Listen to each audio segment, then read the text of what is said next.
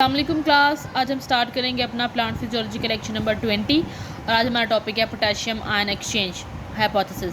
जो previous lecture था उसमें हमने गैसियस रेगुलेशन के बारे में, एक्सचेंज के बारे में, स्टोमेटल रेगुलेशन के बारे में पढ़ा था और हमने कहा था कि उसकी दो हाइपोथेसिस हैं।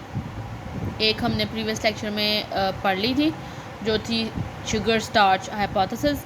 आज हम अपनी नेक्स्ट हाइपोथेसिस पढ़ेंगे, that is potassium ion exchange hypothesis. ठीक है, उसमें हमने कुछ ऑब्जेक्शंस भी पढ़े थे ना, तो उस ऑब्जेक्शन को क्लियर करने के लिए ये जो थी ना, ये न्यू हाइपोथेसिस इंट्रोड्यूस कराया गया था। It is also called malate hypothesis. Your MCQs, आप इसे MCQs भी ले सकते हैं कि मैलेट हाइपोथेसिस किसको कहते हैं। पोटेशियम आयन एक्सचेंज को हाइपोथेसिस कहते हैं, या फिर पोटेशियम आयन एक्सचेंज को और क्या कहते हैं, मैलेट हाइपोथेसिस कहते हैं। Opening and closing of stomata, okay, it is also called malate hypothesis. सबसे पहले हम पढ़ते हैं opening of stomata. Opening of stomata में क्या होता है, malic acid produce in the presence of light. Okay, malic acid is produced in the presence of sunlight. ठीक है, मैलिक एसिड क्या होता है कि हम इसको कहते हैं मैलेट हाइपोथेसिस भी हमने कहा है ना, हम इसको कहते हैं। तो यहाँ से हम स्टार्ट कहाँ से कर रहे हैं कि लाइट की प्रेजेंस में मैलिक एसिड प्रोड्यूस होता है। मैलिक एसिड प्रोड्यूस होता है क्लोरोप्लास्ट में और फिर वो ट्रांसफ़र हो जाता है साइटोप्लाज्म ऑफ गार्ड सेल में। क्लियर। अब ये जो मैलिक एसिड है ना, ये कन्वर्ट कर जाएगा मैलेट आयन में और हाइड्रोजन आयन में। क्लियर। मैलिक एसिड प्रोड्यूस होता है इन द प्रेजेंस ऑफ लाइट। कहाँ प्रोड्यूस होता है, क्लोरोप्लास्ट में, और ये मूव कर जाता है गार्ड सेल में। उसके बाद जो मैलिक एसिड है ना, वो किस में कन्वर्ट हो जाता है, मैलेट आयन में और हाइड्रोजन आयन में। Hydrogen ion excreted from the guard cell. Hydrogen ion क्या करते हैं, जब हाइड्रोजन आयन बन जाते हैं तो वो गार्ड सेल से बाहर मूव करना शुरू कर देते हैं, क्योंकि वहाँ पर उनकी कॉन्सेंट्रेशन क्या होती है, ज़्यादा होती है, तो वो वहाँ से बाहर की तरफ मूव करने लग जाते हैं। बाहर पोटेशियम आयन की कॉन्सेंट्रेशन ज़्यादा होती है, तो वो क्या करता है, वो अंदर मूव करने लग जाता है, गार्ड सेल के अंदर मूव करने लग जाता है। This exchange increase the osmotic potential. ये जो एक्सचेंज ऑफ आयन है, ये क्या कर देती है, गार्ड सेल का ऑस्मोटिक पोटेंशियल को इंक्रीज़ कर देती है। मतलब वहाँ पे वाटर का कंटेंट क्या हो जाता है, लो हो जाता है, और आयंस का कंटेंट क्या हो जाता है, ज़्यादा हो जाता है, जिसकी वजह से जो पानी होता है ना, वो एडजेसेंट सेल जो होते हैं, एपिडर्मल, एडजेसेंट एपिडर्मल सेल्स, वहाँ से पानी क्या करता है, मूव करना शुरू कर देता है स्टोमेटा के अंदर। क्लियर। हमने कहा कि जो मैलिक एसिड है वो बनता है लाइट की प्रेजेंस में। ठीक है, क्लोरोप्लास्ट में बनता है। क्लोरोप्लास्ट से फिर वो मूव करके कहाँ आ जाता है, गार्ड सेल में। गार्ड सेल में आके वो कन्वर्ट हो जाता है मैलेट आयन में और हाइड्रोजन आयन में। हाइड्रोजन आयन की कॉन्सेंट्रेशन गार्ड सेल के अंदर ज़्यादा हो जाती है, तो वो बाहर को मूव करने लग जाता है। गार्ड सेल के बाहर पोटेशियम की कॉन्सेंट्रेशन ज़्यादा होती है, तो वो अंदर मूव करने लग जाता है। ये जो एक्सचेंज ऑफ आयन है, ये गार्ड सेल का कंटेंट क्या कर देता है, गार्ड सेल की कॉन्सेंट्रेशन ऑफ आयन्स को बढ़ा देता है। मतलब वहाँ पे आयन्स की कॉन्सेंट्रेशन क्या होगी है, ज़्यादा, और वाटर की कॉन्सेंट्रेशन क्या होगी है, कम। अब वाटर की कॉन्सेंट्रेशन कम है तो वाटर क्या करेगा, एपिडर्मल सेल से क्या करेगा, अंदर को मूव करना शुरू कर देगा।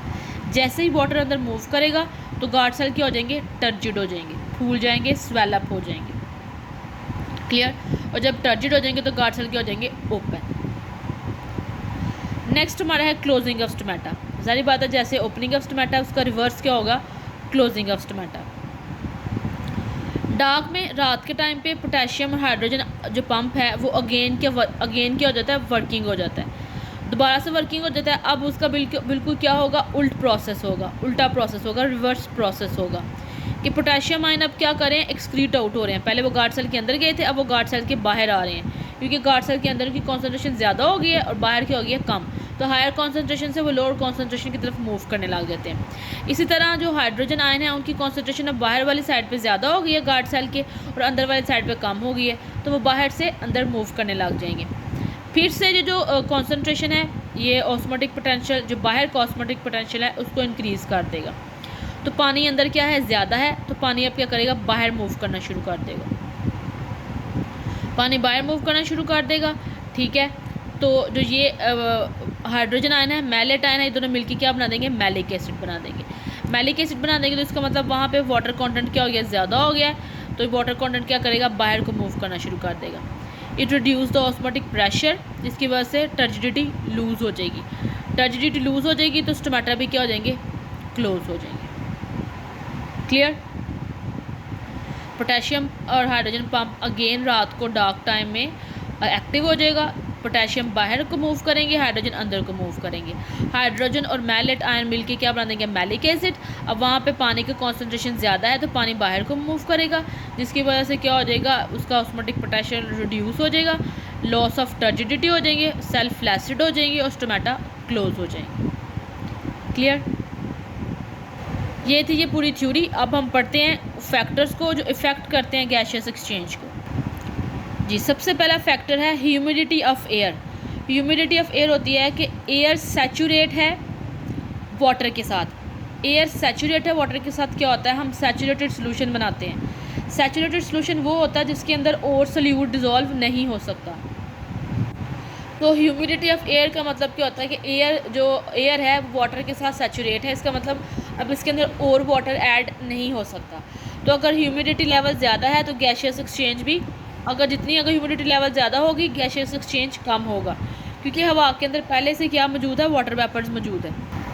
ह्यूमिडिटी ऑफ एयर क्या होती है, इन्वर्सली प्रोपोर्शनल है गैशियस एक्सचेंज की। अगर ह्यूमिडिटी ज़्यादा होगी तो गैशियस एक्सचेंज कम होगा, अगर ह्यूमिडिटी कम होगी तो गैशियस एक्सचेंज ज़्यादा होगा। सेकंड फैक्टर है टेम्परेचर। टेम्परेचर डायरेक्टली प्रोपोर्शनल है। टेम्परेचर ज़्यादा होगा तो गैशियस एक्सचेंज भी ज़्यादा होगी, टेम्परेचर कम होगा तो गैशियस एक्सचेंज भी कम होगी। ठीक है, क्योंकि देखिए ना, टेम्परेचर ज़्यादा होगा ना अगर, तो वो ह्यूमिडिटी को भी, जो वाटर वेपर्स हैं उनको भी कम कर देगा एयर के अंदर से। ठीक है, कम कर देगा तो अब वहाँ पे सैचुरेशन कम हो गई है हवा के अंदर, तो अब प्लांट के अंदर से गैशियस एक्सचेंज ईजीली हो सकती है। थर्ड वन है विंड। विंड भी क्या है, डायरेक्टली प्रोपोर्शनल है गैशियस एक्सचेंज की।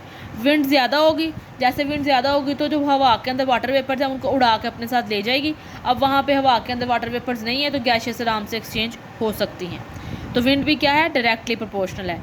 विंड भी डायरेक्टली प्रोपोर्शनल है, टेम्परेचर भी क्या है, directly proportional. Both are directly proportional to gaseous exchange. Directly proportional का मतलब ये होता है कि अगर गैशियस एक्सचेंज ज़्यादा होगी तो टेम्परेचर ज़्यादा होगा तो गैशियस एक्सचेंज भी ज़्यादा होंगी। टेम्परेचर कम होगा तो गैशियस एक्सचेंज भी कम होगी।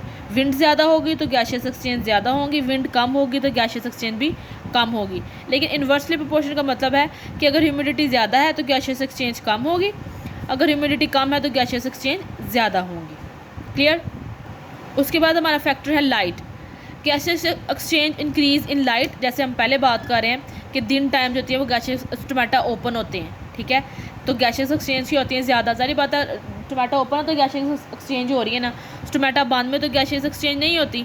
तो गैशियस एक्सचेंज ज़्यादा होती हैं लाइट में, डे टाइम में गैशियस एक्सचेंज ज़्यादा होती हैं और डार्क में गैशियस एक्सचेंज कम होती हैं, क्योंकि जितने भी प्रोसेस हैं स्टोमेटल ओपनिंग के वो डे टाइम में होते हैं। स्टोमेटा डे टाइम में ओपन होते हैं तो गैशियस एक्सचेंज भी डे टाइम में होती हैं। स्टोमेटा जो हैं वो डार्क में बंद होते हैं तो गैशियस एक्सचेंज भी क्या होती हैं, कम होती हैं। Last one is number of stomata per unit area. मतलब कि एक स्पेसिफिक एरिया में स्टोमेटा का नंबर, अगर नंबर ऑफ स्टोमेटा ज़्यादा होंगे तो ऑब्वियसली गैशियस एक्सचेंज भी ज़्यादा होंगी, नंबर ऑफ स्टोमेटा कम होंगे तो गैशियस एक्सचेंज भी कम होंगी।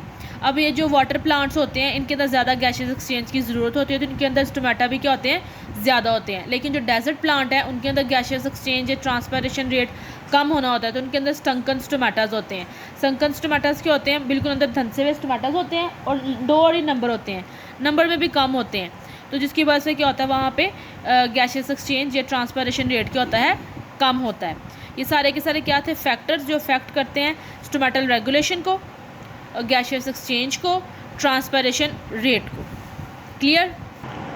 ये हमारे पास सारे फैक्टर हैं, ह्यूमिडिटी ऑफ एयर, उसके बाद टेम्परेचर, उसके बाद विंड, लाइट और नंबर ऑफ स्टोमेटा।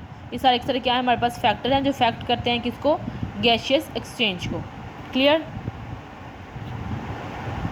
ये सारे हमारे पास फैक्टर हैं और ये सब आपको MCQs में आ सकते हैं। वो आपसे पूछ सकते हैं कि जी ह्यूमिडिटी क्या है, इन्वर्सली प्रोपोर्शनल। अगर ह्यूमिडिटी इंक्रीज़ कर रही है तो आप बताएं गैशियस एक्सचेंज इंक्रीज़ करेगा या डिक्रीज़ करेगा। टेम्परेचर अगर इंक्रीज़ कर रहा है तो गैशियस एक्सचेंज इंक्रीज़ करेंगे या डिक्रीज़ करेंगे। विंड अगर इंक्रीज़ कर रही है तो गैशियस एक्सचेंज का रेट क्या होगा। लाइट अगर ज़्यादा है या डार्क है तो गैशियस एक्सचेंज क्या इफेक्ट होगा। नंबर ऑफ स्टोमेटा ज़्यादा है कम है तो गैशियस एक्सचेंज का रेट क्या होगा। उसके बाद ये हमने थ्योरी पढ़ी है। ठीक है, ये जो हमारा पोटेशियम आयन एक्सचेंज हाइपोथेसिस था इसके अंदर हमने देखा है कि किस तरह मैलिक एसिड प्रोड्यूस होता है और फिर वो जो है वो ऑस्मोटिक पोटेंशियल को इफेक्ट करता है और स्टोमेटा ओपन होते हैं। इस तरह अगेन हमने क्लोजिंग में भी देखा है कि जिस तरह ओपनिंग का प्रोसेस था उस तरह रिवर्स क्या था, क्लोजिंग का प्रोसेस था कि potassium ion pump again active होता है रात को, ठीक है। मैलेट आयन मैलिक एसिड में कन्वर्ट हो जाते हैं और पानी बाहर को मूव करता है, सेल्फ फ्लैसिड हो जाता है और स्टोमेटा क्लोज हो जाता है। क्लियर, ये हमारा गैसेस एक्सचेंज रेगुलेशन का टॉपिक था। नेक्स्ट हम अगले लेक्चर में देखेंगे। Thank you.